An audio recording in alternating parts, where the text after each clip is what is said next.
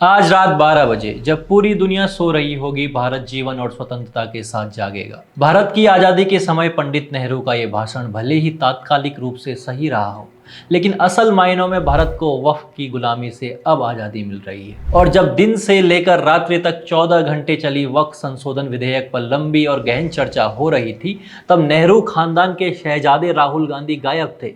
और समाजवादी पार्टी के शहजादे अखिलेश यादव जो गायब तो नहीं थे, लेकिन संसद में रहते उन्होंने क्या क्या कहा वो भी आपको बताएंगे। नमस्कार, मैं अभिषेक, आप देख रहे हैं द पैम्फलेट। दोस्तों, पहले आप ये वीडियो देखिए।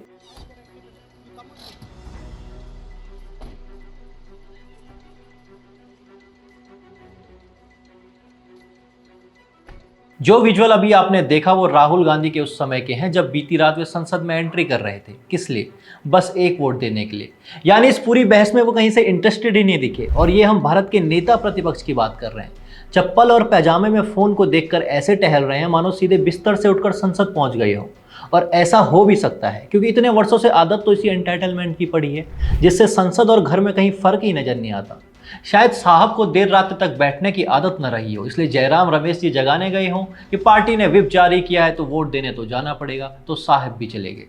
यही राहुल गांधी हैं जो बार बार सड़क से लेकर अपने भाषणों में यही रटते रहते हैं कि मुझे सदन में बोलने नहीं दिया जाता है, मेरी आवाज दबा दी जाती है। लेकिन जब कल चर्चा का मौका था तब गायब रहे। वैसे राहुल बोलते भी तो क्या, वक्त पर कहीं पांडवों की बात तो नहीं कह देते। पुराना रिकॉर्ड बताता है कि साहब किसी भी मुद्दे पर कुछ भी बोल सकते हैं। क्या पता कल संसद में बोलते हुए सवाल कर देते कि पांडवों ने कभी वक्फ एक्ट में अमेंडमेंट किया था क्या? पांडव कभी मुस्लिम के खिलाफ बोले थे क्या? नहीं बोले थे। पता है क्यों? क्योंकि वे तपस्वी थे। क्या पता वक्फ के कंसेप्ट पर, मुस्लिमों के इतिहास पर कहीं शिव जी की फोटो न दिखाने लगते। तो इस बात से नकारा नहीं जा सकता है कि पार्टी ने उन्हें संसद आने न दिया हो। संसद आने न देना पार्टी की रणनीति के तहत किया गया काम हो सकता है, ये सोचते हुए कि राहुल चुप रहे तो कम बवाल है और बोलेंगे तो अधिक बवाल होगा। इस पर बीजेपी सांसद अनुराग ठाकुर ने राहुल गांधी और वायनाड सांसद प्रियंका गांधी के लिए कहा। केरल में ये कहते हैं कि वायनाड के बेटा बेटी हैं, पापी वोट बैंक का सवाल है। आप वायनाड में भी चुप रहते हो, कुछ नहीं करते हो। आज तो वायनाड के रहनुमा कहने वाले भी गायब हैं। पर चलो, राहुल गांधी वक्त पर नहीं बोल सकते थे तो कम से कम मणिपुर की चर्चा में ही हिस्सा ले लेते। कल लोकसभा में रात 2 बजे मणिपुर पर चर्चा हुई और गृह मंत्री के जवाब के बाद राष्ट्रपति शासन का अनुमोदन हुआ। लेकिन जब सदन में ये चर्चा चल रही थी तब राहुल गांधी निकल कर चले गए।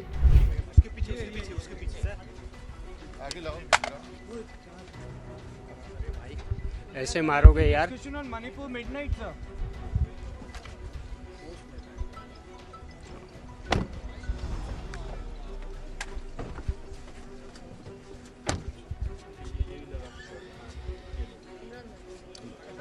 अब बताओ, मणिपुर महीनों तक लगभग रोज राहुल गांधी का मुद्दा बना रहा। देखा जाए तो विपक्ष का काम है मुद्दा बनाना, लेकिन ये कैसा विपक्ष है और कैसा नेता प्रतिपक्ष है जिसे उस चर्चा से भागना है जिस पर सरकार स्वयं जवाब दे रही है।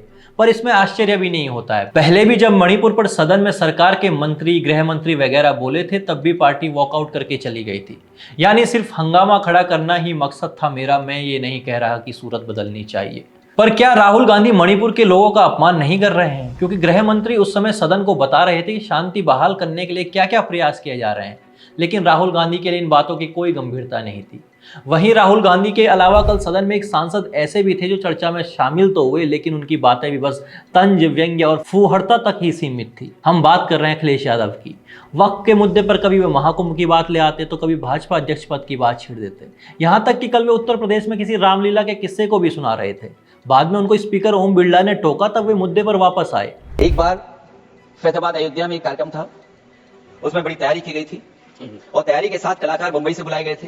हो सकता है वो सहमति दिल्ली से ना रही हो, केवल लखनऊ की सहमति से हो रहा हो कार्यक्रम। और जब कार्यक्रम की पूरी तैयारी हो गई, भगवान श्री राम बनकर के कोई आ गया, लक्ष्मण बनकर के कोई आ गया, मां सीता भी बनकर के कोई आ गया और भगवान हनुमान भी बनकर के कोई आ गया। लेकिन जब लखनऊ से वो हेलीकॉप्टर उड़ा और अयोध्या पहुंचा तो सब लोग थे, लेकिन उसमें हनुमान नहीं थे।